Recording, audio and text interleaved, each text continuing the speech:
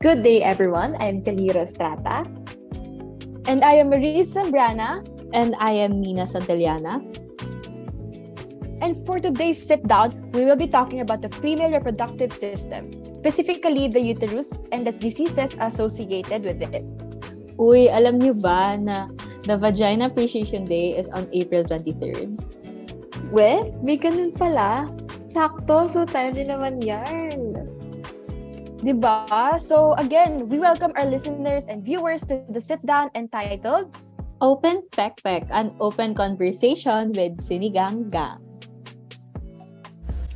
Do you like your chicken with wings or with no wings? Kasi ako, gusto ko ng napkin with wings. Switch to the new and improved Yellow Pad, now with wings and dry net. Designed to keep you more dry and comfortable for that clean, fresh, and secured feeling. What are you waiting for? Bili na sa store! Tamang-tama. Kakatapos lang ng Women's Month ng March pala. Diba? So before we head into it, let's discuss muna the uterus. So what about the uterus, Nina? So alam niyo ba that the uterus is located between the bladder and the rectum in the female pelvis, and it has a hollow and muscular structure. So the eggs that pass through the fallopian tube are created in the ovaries, and the egg can be fertilized and implanted in the uterine lining after it has left the ovary. So yung primary job ng uterus is to feed the developing fetus up to delivery, and the uterus can be primitive, intermediate, and derived. Alam niyo rin ba na may different types of uterus? Sabi nga lang ni Nina. Shocking, di ba? Guys, there are actually 4 types of uteri present in mammals. We have the duplex, bipartite, bicornuate, and simplex. But for humans, it's a simplex uterus. Uy, tama. Uy, alam mo ba, napag-aralan namin yan sa anatomy. So the simplex uterus, which is a derived uterus that is completely coalesced in higher primates such as humans tayo and apes. The uterus and the vagina are completely fused, leaving only the uterine tube distinct. The urethra and the vagina are completely separate from each other and open independently to the exterior. O, diba? Alright. Now that we have information about our uterus, focus naman tayo sa rare diseases and syndrome. First, we have the fallopian tube cancer.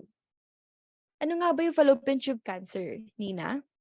So that's a good question. So fallopian tube cancer is a rare type of cancer affecting the tubes connecting the ovaries to the uterus in women.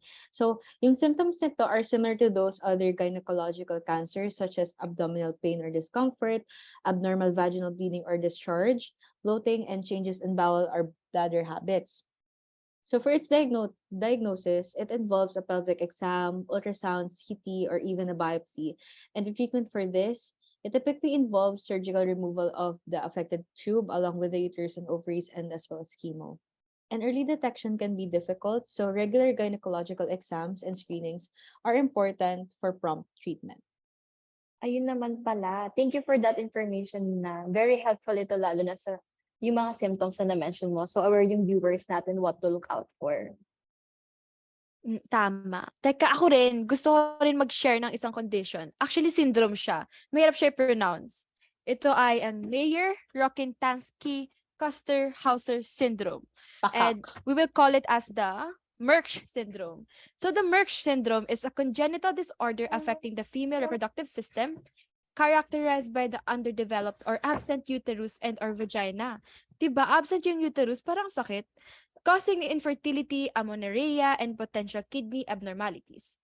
So the treatment for this includes vaginal dilation therapy and surgical creation of the neovagina or 2 options to improve sexual function and menstrual production. IVF can also be used to assist in pregnancy, and psychological support is essential due to the potential emotional impact of the diagnosis. Grabe naman pala talaga yung Merck syndrome, no? Ang hirap na nang i-pronounce, tapos mas mahirap pa kapag ikaw ang nagkaroon. Tama ka dyan, Nina. Meron pang emotional impact. Pag nireregla ako, hindi ko nakakaya. Paano pa pag may Merck? Uy, teka, wait lang. May dadagdag din ako. Isa pa siyang syndrome. Are you aware of the Asherman syndrome? No. Ano yan? What's No? that? Okay, let me talk about that.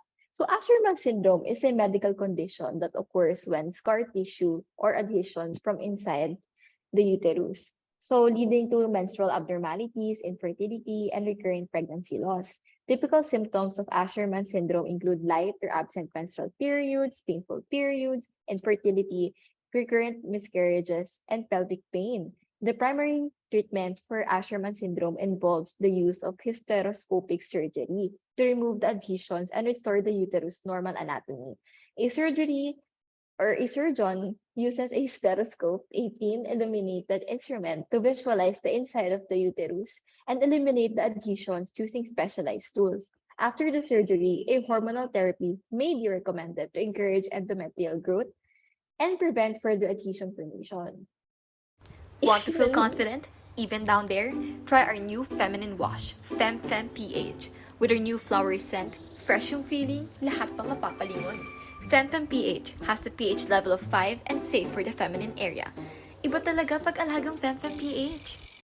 Again, we would like to thank our sponsors for this episode. The new and improved yellow pad for your monthly lady needs and FemFem PH. Iba talaga pag alagang FemFem PH.